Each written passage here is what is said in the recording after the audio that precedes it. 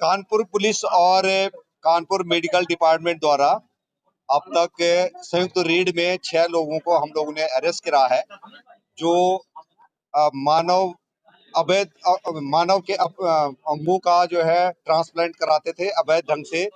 उन लोगों को पकड़ा है। यहाँ पर हॉस्पिटल के मालिक जिनके यहाँ पर ये ट्रांसप्लांट कराया गया था वो आहूजा हॉस्पिटल है। उनके जो ओनर और डॉक्टर दोनों को पकड़ा जा चुका है। जो किंग पिन था वहां पर शिवम अग्रवाल, उसको पकड़ा जा चुका है। और जो डॉक्टर जो करता था वो अभी यहाँ पर उनकी टीम वो जो है फरार है।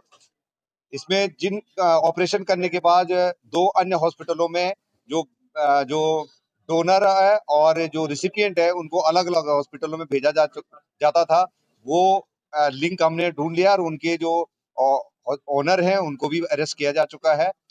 ये घटना इस प्रकार से, एक लड़का आयुष है जो डोनर है, जो एमबीए का स्टूडेंट है और देहरादून में पढ़ता है, और एक रिसिपिएंट हैं पारुल तोमर, ये मेरठ की रहने वाली हैं। इनकी 8 साल से किडनी फेलियर का केस चल रहा था और पारुल के संपर्क में डॉक्टर अफजाल आते हैं।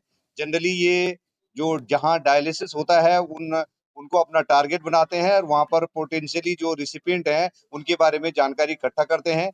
फिर टेलीग्राम के आधार पे इन्होंने संपर्क करा है और ये आयुष लड़का जो है एक म्यूल अकाउंट को इसने ओपन करा है और ये साइबर से रिलेटेड भी इसका हमें बैकग्राउंड पता लगा है।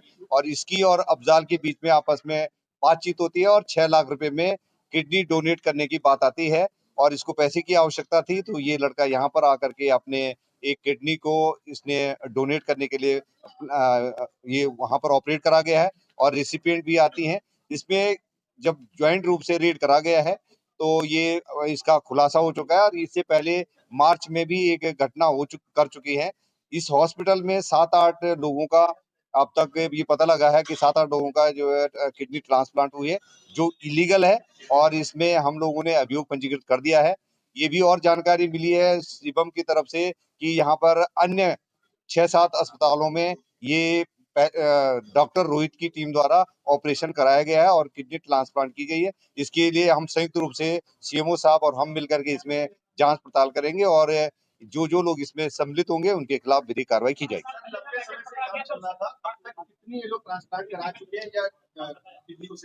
ये अभी तक जो शिवम ने बताया है उसने 7-8 केसेस बताए हैं जो ओहिजा हॉस्पिटल में, और कानपुर में 40-50 केसेस उसने होना बताया है, जिसमें खास बात एक है कि एक साउथ अफ्रीकन जो है लेडी का भी यहाँ पर ट्रांसप्लांट किया गया है।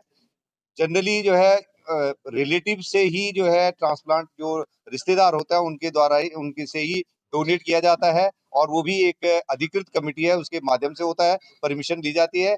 और यदि अगर किसी प्राइवेट डोनर होता है, कोई अन्य डोनर होता है, तो उसके लिए सरकार की मान्यता की जरूरत होती है और विदेशी के लिए ये पूरे रूप से उसके लिए सरकार की अनुमति की आवश्यकता है। तो इन सब चीज का यहाँ पर वायलेशन किया गया है और इसके विरुद्ध जो है हमने अभियोग पंजीकृत कर दिया है और इनके खिलाफ कार्रवाई की जाएगी।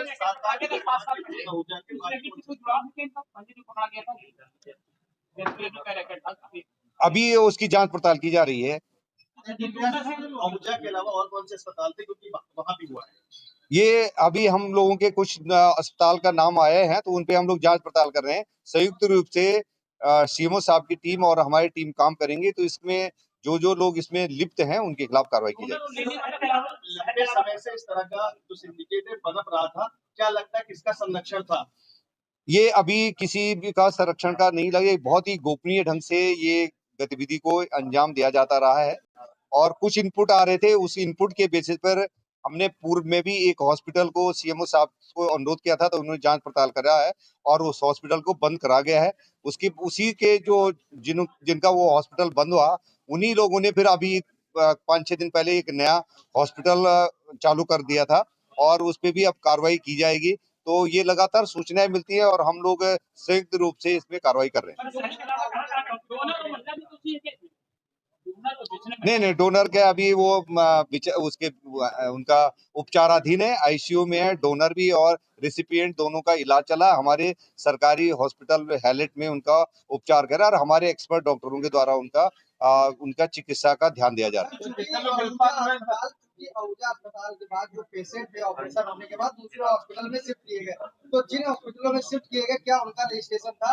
सीएमओ साहब सामने बैठे हुए, और इस तरीके के सैकड़ों अस्पताल पनप रहे हैं शहर के अंदर जिनके पास ना कोई मानक है ना कोई रजिस्ट्रेशन है, तो इनकी चलाने की जिम्मेदारी या सीएमओ साहब ने अभी तक क्या कार्रवाई की? ये जिस केस में 3 हॉस्पिटल अभी तक इन्वॉल्व थे, एक हॉस्पिटल आहूजा, दूसरा प्रिया और तीसरा मिडलाइफ। आहूजा हॉस्पिटल और प्रिया हॉस्पिटल का रजिस्ट्रेशन है और मिडलाइफ का कोई रजिस्ट्रेशन नहीं है, लेकिन मिड लाइफ अभी चालू करा था कुछ पिछले मार्च में 5-6 दिन पहले ही चालू करा है। जिस जो ओनर है, इसका पूर्व में एक आरोही हॉस्पिटल था, उसको सीएमओ साहब ने सील कर दिया था। तो अभी ऐसे जो अनधिकृत जो अगर हॉस्पिटल चल रहे हैं, उसके संयुक्त अभियान चला करके ऐसे के खिलाफ कार्रवाई की जाएगी।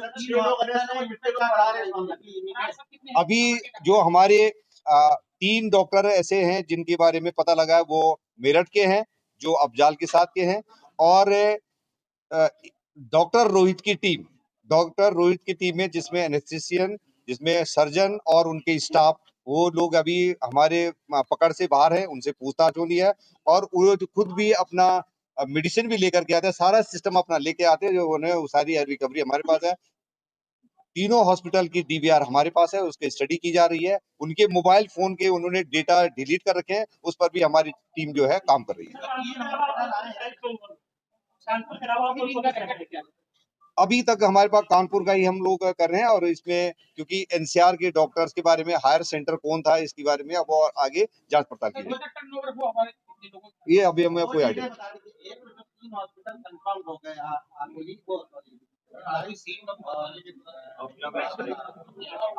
और ध्यान देने की बात है कि जिसमें ये इस प्रकार की इलीगल ऑर्गन ट्रांसप्लांटेशन का काम होता है, उनका लाइसेंस तुरंत निरस्त हो जाता है। और उन लोगों के लिए, जैसे मैंने बताया, कि जो लोग इसमें इन्वॉल्व हैं, डॉक्टर और जो स्टाफ इन्वॉल्व है, उनको 10 साल की तक की सजा और 5 लाख से लेकर के 25 लाख 20 लाख तक का जुर्माना का प्रावधान है।